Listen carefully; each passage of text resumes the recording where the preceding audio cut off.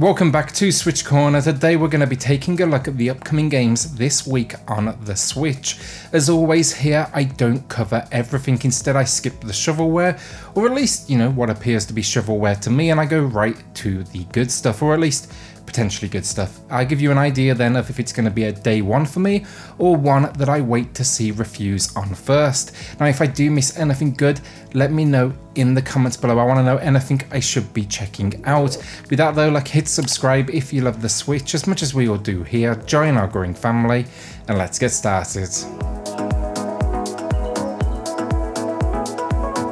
Alright, so let's kick things off big. S.N.I.P.E.R Elite 4. So far we've had S.N.I.P.E.R Elite V2, 3 and then Zombie Army Trilogy. They all reached the Switch. They were all solid ports. So I'm excited to see what we get here. Also gotta say, look, great looking games on the system, and I've been, really impressed this far.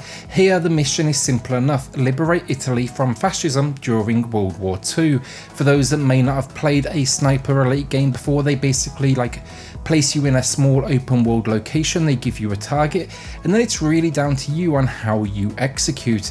Now if the name didn't give it away though, the key focus is on sniping, and these are incredibly satisfying experiences. You'll get into position, you'll aim for your target, and then of course shoot.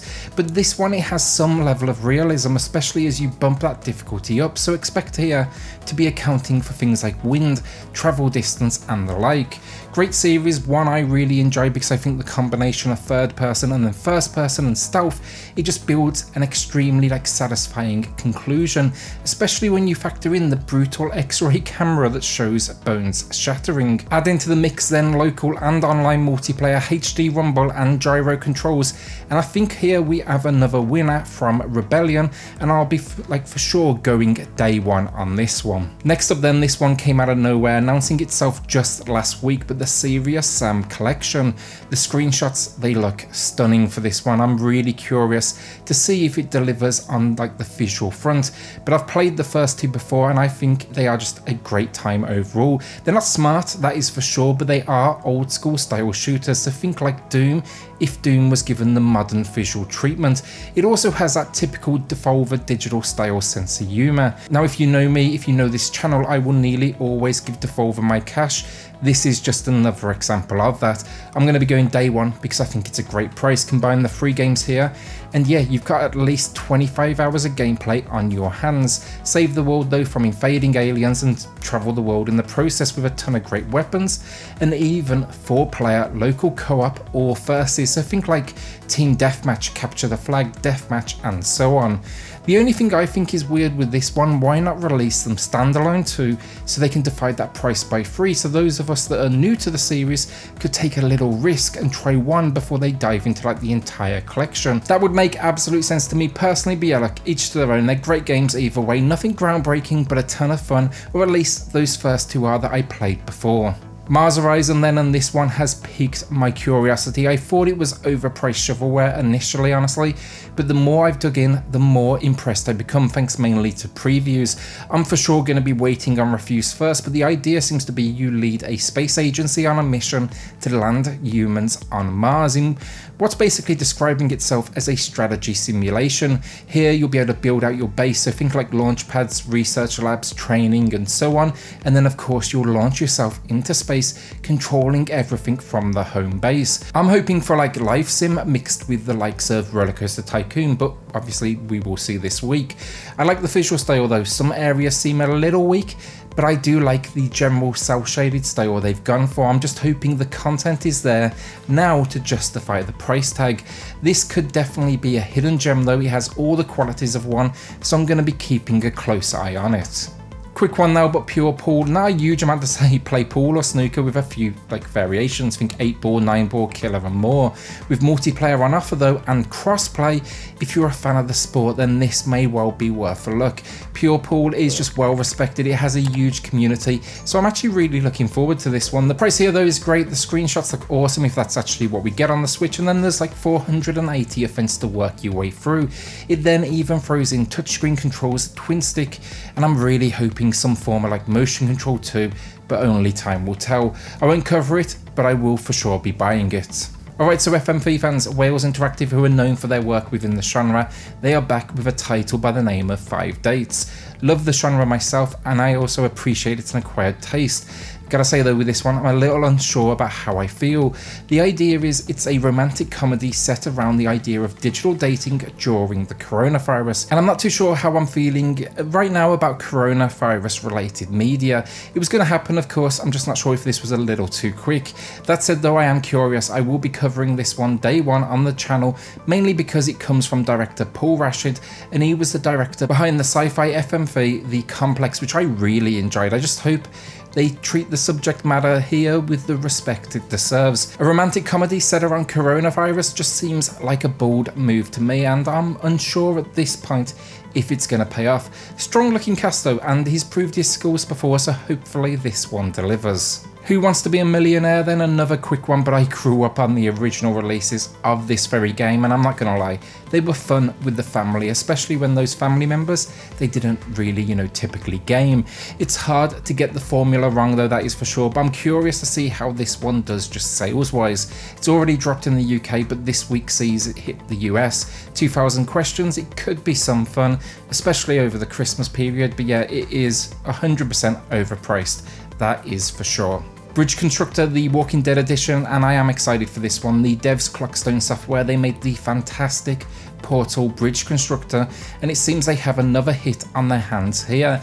They take the Bridge Constructor formula and attach it to the mighty Walking Dead, meaning you'll be constructing these bridges to escape hordes of zombies, and that sounds fantastic to me. Expect to see characters here like Daryl and Eugene and help them escape while setting traps along the way. When I saw Portal Bridge Constructor, I thought it would just be a cheap cash-in, and I was so very wrong, so I can't wait to jump into this one now. I will be reviewing this over on the channel as well come release day. Karma Night now, and there's not a huge amount on this one, but it is out on Steam, and the limited reviews there do seem mostly positive.